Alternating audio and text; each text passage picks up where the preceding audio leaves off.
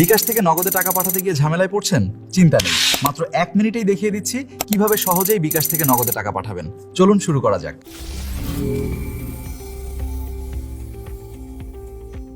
বর্তমানে আমি আছি মোবাইল স্ক্রিনে। আমাদের এখন বিকাশ অ্যাপে যেতে হবে। বিকাশ লগ ইন করে নিচের দিকে স্ক্রল করলে আমরা অন্যান্য সেবাসমূহ দেখতে পাবো।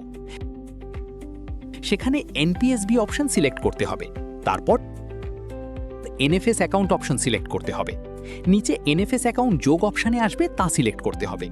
আমরা চাইলে ট্যাপ, রকেট কিংবা নগদে টাকা পাঠাতে পারবো। আমরা নগদ সিলেক্ট করেছি। এরপর আমাদের ফেস শনাক্ত করতে হবে। শুরু করুন এখন, এই অপশানে সিলেক্ট করতে হবে। প্রথমে মুখ খুলে হাসুন, তারপর মাথা উপরে তুলুন। এরপর এক পলক চোখ না ফেলে তাকিয়ে থাকুন। আমাদের চেহারা যাচাই করা হচ্ছে।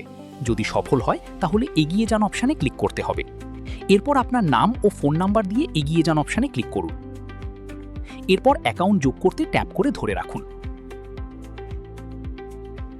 হোমে ফিরে যান, আপনার অ্যাকাউন্ট হয়ে গিয়েছে। এবার আবার এনপিএসবি অপশানে যেতে হবে। তারপর আপনি যে নম্বর দিয়ে অ্যাকাউন্ট খুলেছেন সেই নম্বরে টাকা পাঠাতে পারবেন সহজেই। সর্বনিম্ন 300 পাঠাতে পারবেন। এই ছিল বিকাশ থেকে নগদে টাকা পাঠানোর সবচেয়ে সহজ উপায়।